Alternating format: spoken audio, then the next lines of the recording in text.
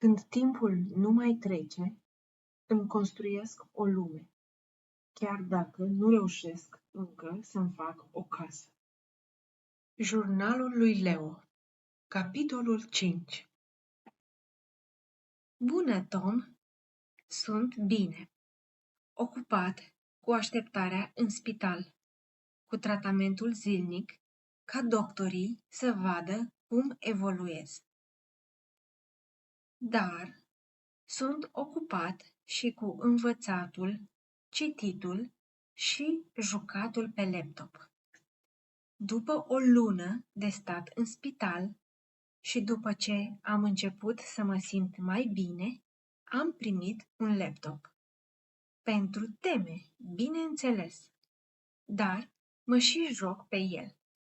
Am mai jucat cu câte un coleg sau cu fratele meu.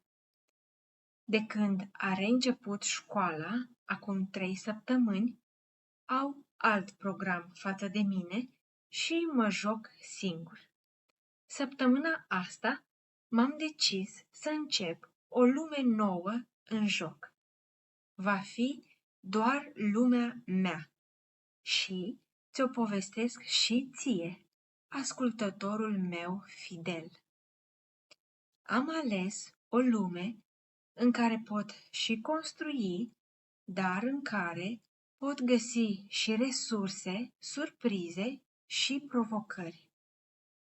Și când vreau să schimb dimensiunea sau vreau ajutor la o provocare, mi se cere să fac un desen. Genul meu de joc, clar. Spre exemplu, ca să intru în noua lume, mi s-a cerut să aduc un element din natură, desenat cum îl văd eu. Elementul a fost cel care a deschis ușa către noua mea lume din joc.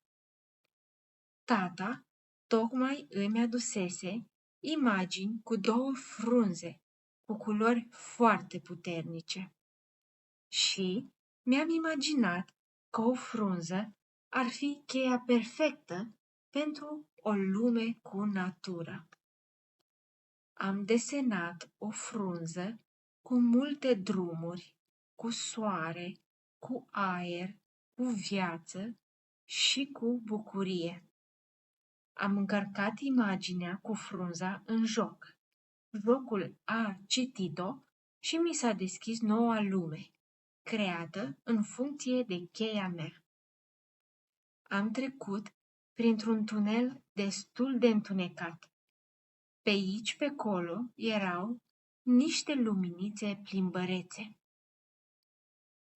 Am mers prin acest tunel vreo 10 minute, m-am împiedicat de câteva ori, adică avatarul meu, și a început să se zărească lumină caldă.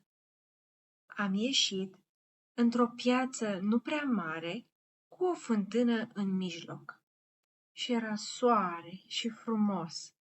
De jur împrejurul pieței erau copaci, dar și cărări printre ei. Erau vreo 5 cărări. După ce am ajuns la fântână, tunelul a dispărut și a apărut în locul lui a 6-a cărare. Avatarul meu are pantaloni lungi maro și o jachetă albastră peste o bluză crem.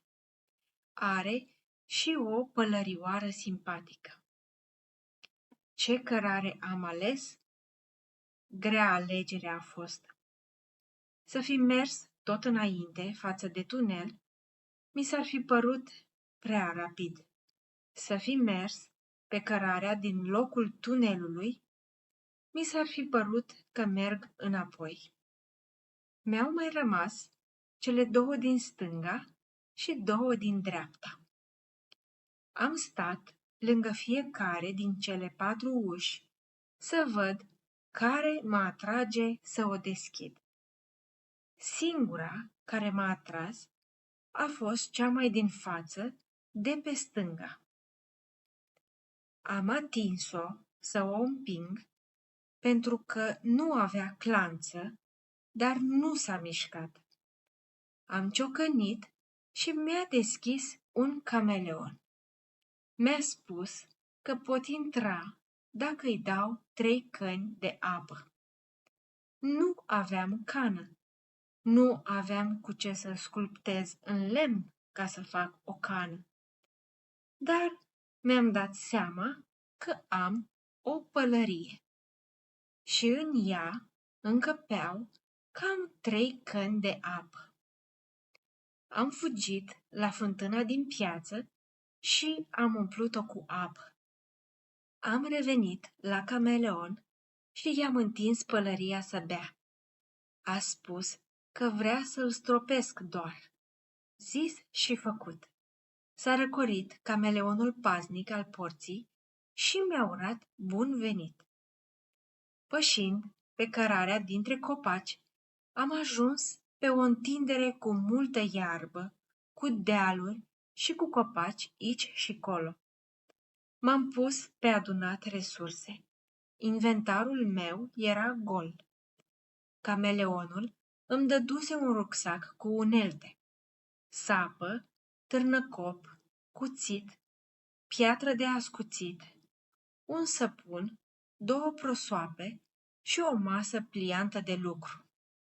Mi-am ales un loc de unde să încep.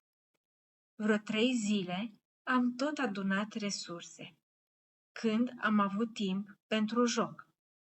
În pauzele de joc îmi lăsam avatarul să doarmă, ca să-și revină după toată munca. Am adunat lemn de mai multe mărimi. Am găsit și fier în pământ. Am adunat flori de diverse culori.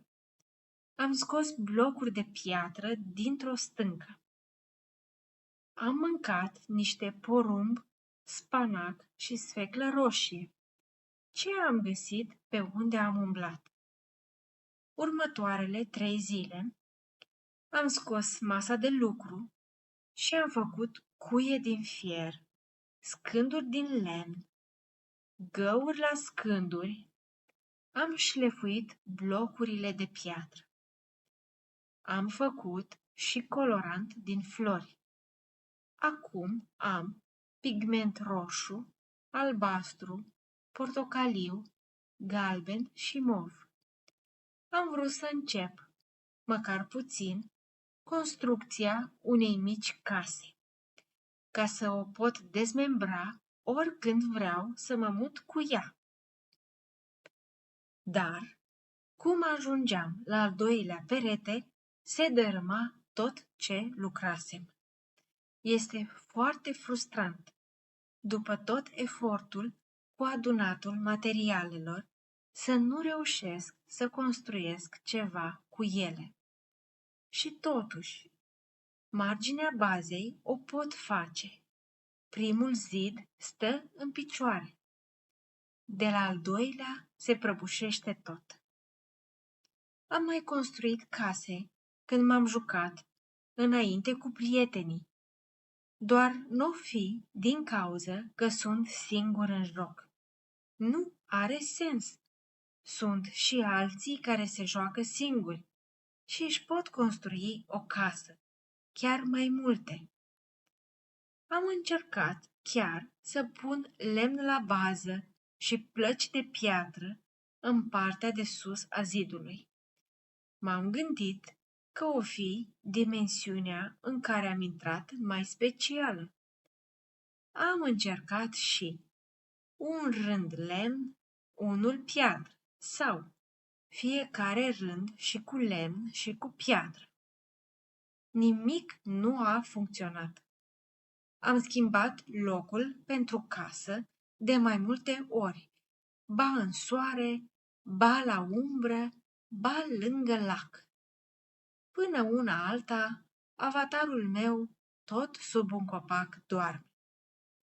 Bine că am găsit și un cufăr îngropat, cu pernă, saltea și pătură. Am fost așa de bucuros. Ziceai că eu urmează să le folosesc. De mâine, după teme, reiau construcția casei. Faza este că nici jocul nu mi-a cerut să mai fac ceva ca să nu se mai prăbușească. Dacă îmi cerea ceva în plus, făceam. Sper să vin cu vești bune săptămâna viitoare. Chiar vreau o casă mică. Lumea asta abia a început. Revin cu continuare.